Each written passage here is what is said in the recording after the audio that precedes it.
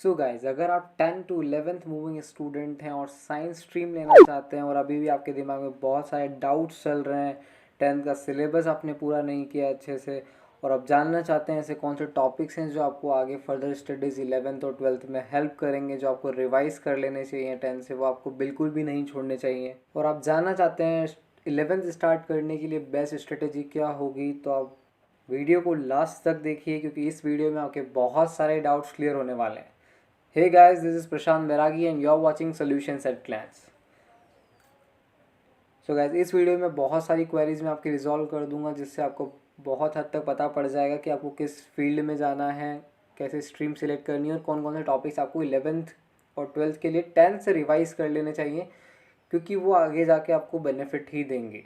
बहुत सारे स्टूडेंट्स ऐसे होते हैं जो 11th में जब पढ़ रहे होते हैं तो कुछ बेसिक टॉपिक चल रहा होता है तो उन्हें समझ नहीं आता भाई क्या चल रहा है, तो वो सोचते हैं कि उन्हीं में दिमाग नहीं है, वो इंटेलिजेंट नहीं है, science is for intelligent students.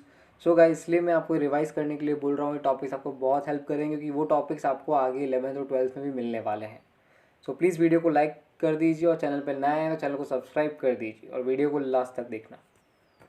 So guys, सबसे पहले मैं आपको बताना चाहूँगा वो टॉपिक्स जो आपने अभी तक नहीं पढ़े हैं या फिर अच्छे से नहीं पढ़ पाए क्योंकि आपका एग्ज़ाम कैंसिल हो चुके हैं, तो वो आप पहले रिवाइज़ कर लेने चाहिए। तो सबसे पहले मैं आपको बताऊंगा मैथमेटिक्स में। गाइस, मैथमेटिक्स में बेसिक ऑफ ट्रिग्नोमेट्री आपको बहुत अच्छे से आने चाहिए। जो भी आपने रेशियोज़ पढ़े हैं, एंगल्स पढ़े हैं, जो भी आपने बेसिक 10th में पढ़ा है ट्रिग्नोमेट्री का, वो आपको आना बहुत ज़रूरी है क्योंकि 11th और 12th में या फिर आगे फर्दर स्टडी में ट्रिग्नोमेट्री इनडायरेक्टली डायरेक्टली बहुत सारी जगह यूज़ हो सकती है, तो ये आपको आना ही चाहिए। अगर हम बात करें क्वाड्रेटिक इक्वेशन, तो क्वाड्रेटिक इक्वेशन बहुत सारी कॉम्पिटिटिव एग्ज़ाम्स में आता है। अगर आप मैथ्स में नहीं जाते हैं तो भी बहुत सारी स्ट्रीम्स या फिर बहुत सारी कॉम्पिटिटिव एग्ज़ाम्स जो होती हैं गवर्नमेंट एग्ज़ाम्स, उसमें क्वाड्रेटिक इक्वेशन बहुत ही छोटे छोटे टॉपिक्स में, छोटे छोटे क्वेश्चंस में आ जाता है, तो ये भी आपको बेसिक में आना चाहिए क्वाड्रेटिक इक्वेशन। अब गाइस, मेंसुरेशन जो आपने पढ़ा है, सरफेस एरियाज़ और वॉल्यूम्स का जो टॉपिक है आपने 10th में पढ़ा है, वो 11th और 12th में नहीं है, बट आपको उनका नॉलेज होना चाहिए सॉलिड्स में कि सॉलिड्स में क्या है, शेप क्या है और बेसिक फार्मूलाज क्या हैं। तो ये आपको बहुत हेल्प करेंगे आगे जाके एप्लीकेशंस ऑफ डेरिवेटिव सॉल्व करने में और बहुत सारे एप्लीकेशंस मैथमेटिक्स के सॉल्व करने में। Guys, basics of arithmetic progression. Guys, sequence and series is also the one of the most important topic of mathematics। ये आपको competitive exams as well as 11th में बहुत हेल्प करने वाला है, तो ये भी आपको आना चाहिए क्योंकि गाइस, और आप एक चीज़ नोटिस करेंगे तो ये बहुत बड़े टॉपिक्स नहीं हैं, ये इजी हैं और लॉजिकल है।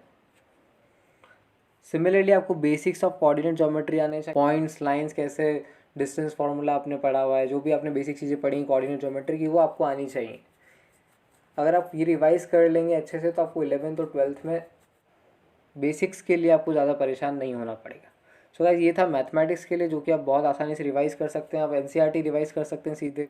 नेक्स्ट हम देखते हैं केमिस्ट्री के लिए। तो केमिस्ट्री के लिए जो बहुत सबसे इंपॉर्टेंट टॉपिक है वो है carbon and it's compounds. Guys, आपको स्ट्रक्चर्स जो आपने पढ़े हैं अभी तक और जो भी बेसिक आपने कार्बन एंड कंपाउंड में पढ़ा है कार्बन के बारे में, और जो भी स्ट्रक्चर्स आपने बनाए हैं, ये आपको कैसे बनाते हैं ये आपको आना चाहिए। गाइस, ऐसा नहीं है कि आपको ये 11th में नहीं सिखाए जाएंगे, बट अभी से अगर आपको आते हैं क्योंकि 10th में कवर हो चुका है तो आपको आना ही चाहिए। बहुत ही बेनिफिट होगा आपको अगर ये अभी से आप कर लेंगे तो। Guys, basics of periodic table आपको पता होना चाहिए। एटलीस्ट आप 11th में जा रहे हैं तो आपको एटलीस्ट फर्स्ट 20 एलिमेंट्स के बारे में तो पता होना ही चाहिए, उनका एटॉमिक नंबर, उनकी कुछ प्रॉपर्टीज़, तो ये आपको बहुत हेल्प करेंगी।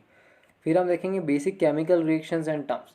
तो आपको टर्म्स क्लियर होनी चाहिए, केमिकल रिएक्शंस में क्या टर्म्स क्या होती है, क्या केमिकल फार्मूला होता है, रिएक्टेंट्स, प्रोडक्ट्स, तो ये बेसिक चीज़ें होती हैं जो आपको परेशान नहीं करेंगी 11th और 12th में।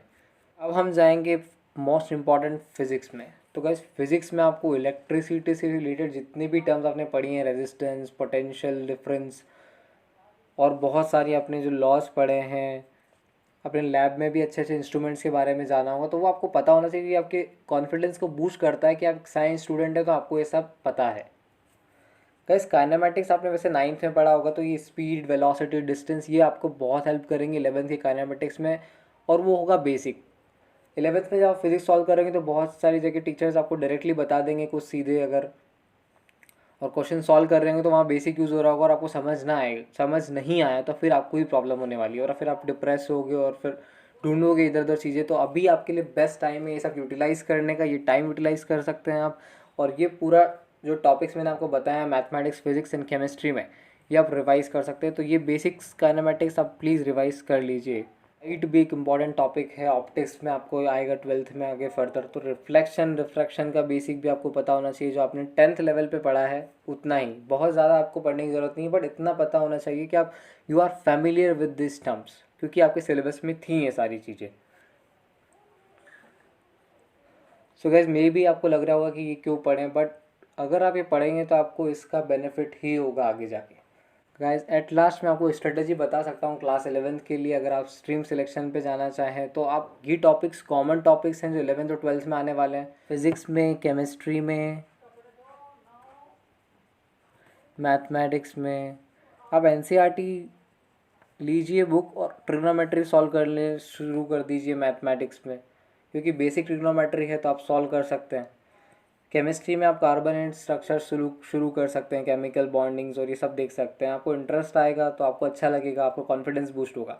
फिजिक्स में आप काइनेमेटिक्स सॉल्व कर सकते हैं। तो गाइस, कोई भी एक रैंडम टॉपिक लीजिए और शुरू कर दीजिए। अगर आपको चेक करना है कि आपके लिए ये स्ट्रीम है या नहीं, या फिर आपको मज़ा आ रहा है नहीं है स्ट्रीम लेके, तो ये आप स्ट्रेटजी अप्लाई कर सकते हैं कि आप कोई सा भी रैंडम टॉपिक पढ़ें और उसको अच्छे से पढ़ें, ताकि आपका इंटरेस्ट समझ पाए।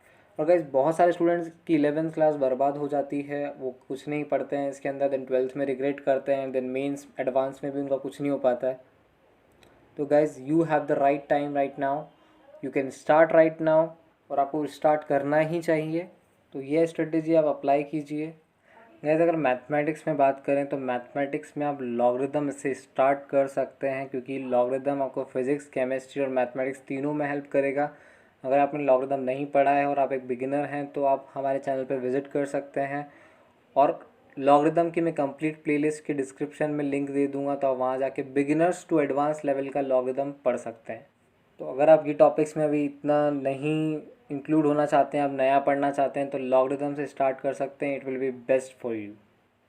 सो गाइस, वीडियो अच्छी लगी तो वीडियो को लाइक करिए, चैनल पे नए हैं तो चैनल को सब्सक्राइब करिए। It's bye for now.